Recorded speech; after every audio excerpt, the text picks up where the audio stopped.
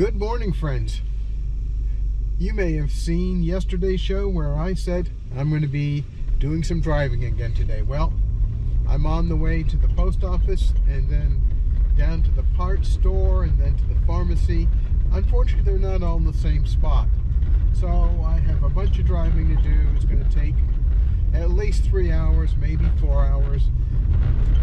Another half of my day that's going to be sucked up in driving. Irene decided to stay home, which I think is smart, so we'll be going along.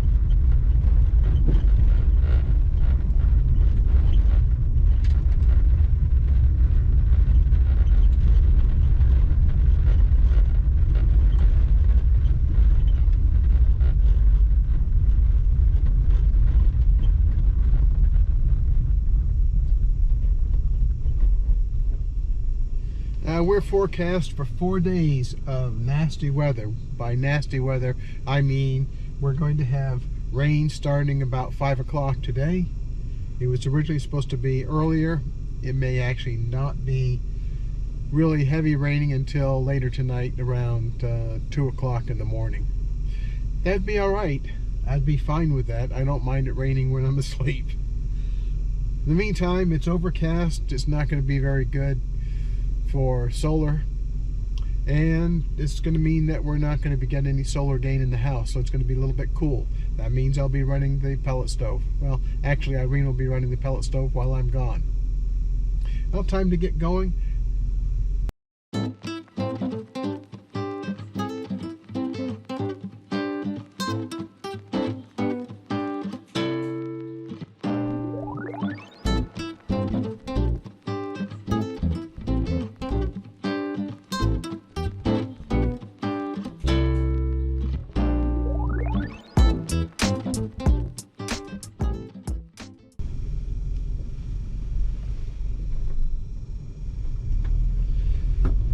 I just finished driving 3.5 miles on dirt road. It's not muddy yet. It will be tomorrow. Well, assuming that the rain hits us. It's always a challenge.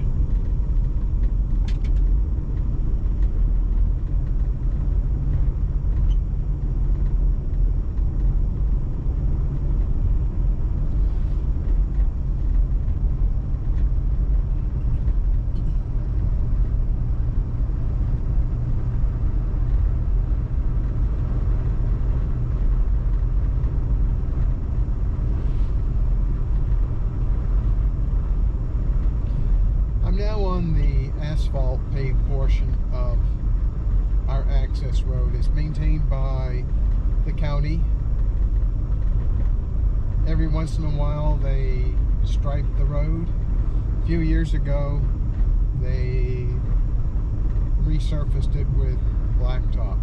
Well, they did more than resurface it. They rebuilt the road base, which was quite a job. They built it up a couple of feet so it's no longer level with the rest of the ground, which means that you won't be having flooding on the road itself, but there will be flooding alongside the road during big rains. In theory, the reason to have a blacktop road, actually blacktop road surface, is because that protects the road base itself. The point of the road base is it's supposed to be able to hold the weight of the vehicles that drive on it, whether it's a passenger car or a heavy truck. You may have noticed on interstates that even if there's not a thaw-freeze cycle, that you'll find potholes. Well, what happens is that heavy vehicles will have their wheels pound on that asphalt or the concrete, and that breaks it up. So that's one of the reasons why you get potholes in interstates. Now there are areas where you get holes because of snow and water. The water will get in the cracks in the road surface. So if the asphalt has a little bit of a crack in it, road melt will seep into that crack, and then when it freezes, water expands. When it expands that crack. I'm now out to the state highway. It tends to get pretty busy at certain times of day. This is late morning and it's busy enough.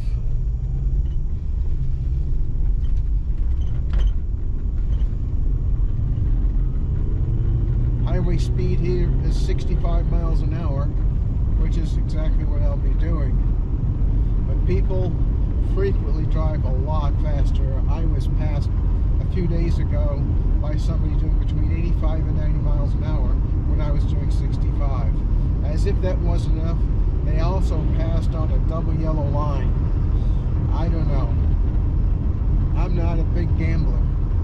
I would never play Russian roulette with a gun. I'm not going to play Russian roulette with my car on a highway.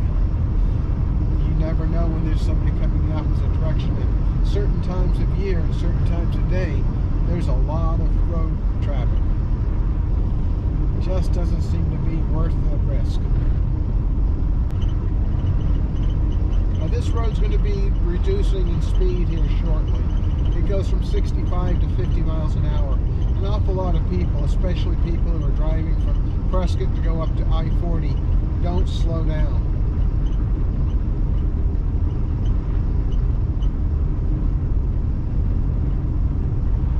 So I'm going to do 50, which is exactly the speed limit.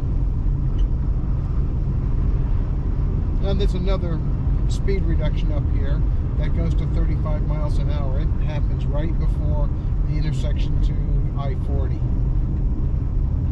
There's a favorite hangout spot for the state patrol to sit and capture people who are exceeding the speed limit, because a lot of people will come through doing 65 in the 50 and they'll be doing 60 in the 35, which is a really nice ticket for a state patrolman to write. It's 25 miles over the speed limit.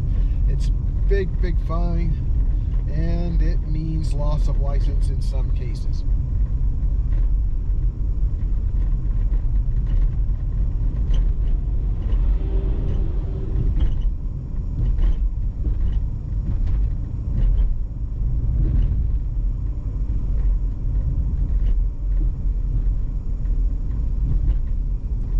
The main turn into town has a 20 mile an hour speed limit, which I think is a bit excessive. I don't think it needs to be that low. Well, it does if it's snowing, and it does snow sometimes. But the main drag in town, which is a divided 4-lane highway, is 30 miles an hour. And a tourist is out busy taking a picture of the flagstone sign that has Ash Fork written on it. There are a lot of little signs around town that are favorites for tourists to stop and take their picture. Unfortunately, a lot of the old buildings are closed and condemned if they were hotels or motels, because they just haven't been maintained. And when it's tourist season here in Ash Fork, it's important to look both ways on each of these roads, because there are tourists who will get confused and think, well, this is a small town, it's a 2-lane road. That means I can go both ways. Go one way coming in, go the other way going out of town. That's not the case. One side you have divided going south, the other side it's one way going north. You don't want to be going the wrong way, and at 30 miles an hour, that can be quite an accident. Well, I'm here at the post office. Time for me to take the 3 packages for Irene's business into mail off, and I'll check the mail. We didn't get much mail last week, which means that probably the mailbox is completely full. I'll see you here in a minute. Well, I'm done at the post office now. Our expectation of there being a lot of mail in the mailbox was only partially right. It was about half full, but we had 5 more Christmas cards, many of which were mailed more than a week ago, so they should have been here. They were probably stuck in Phoenix. I did get 1 package that Irene had ordered, I don't think she was expecting it to be in today, but it's in, so that's good. Done here now. Time to head down to pick up a battery for the other car.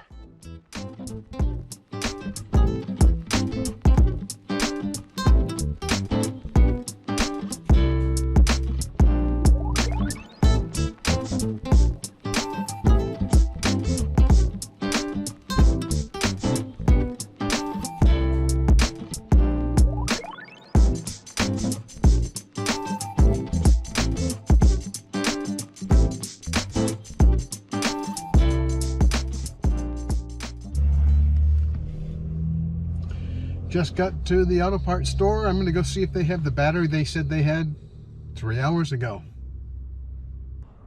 $200 later, I have a new battery. Now I have one more stop to make at a pharmacy, then head back home. See if this battery works. Yeah, I think it will. The other one has a problem. I'm back from the trip down to Chino Valley. Well, it's 6 hours later. I'm about ready to go out and get fuel so that we have fuel for the generators. It's been overcast all day long. I did get the battery that I needed, the medications that I needed, and what else did I get? I picked up a little bit of food. Now it's time to go into town and pick up fuel. 6 hours in, I think I'll probably have 7 hours by the time I'm done. That's my day. Look, it's Daddy! Bark, bark! Jack, come on!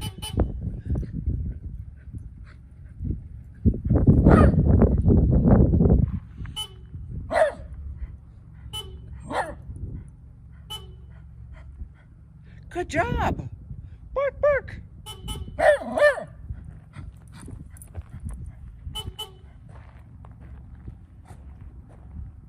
Bark, bark!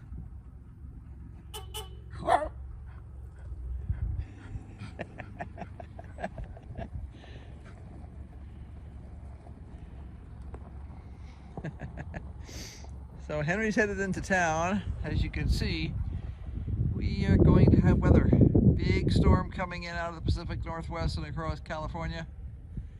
And this is going to be days of precipitation. Initially rain and probably snow later this week. So, yeah, picking up some additional fuel for the generator. And no matter where you turn, it is clouds. Clouds. The wind is picking up. It's not super cold, which is awesome, because that makes it worse.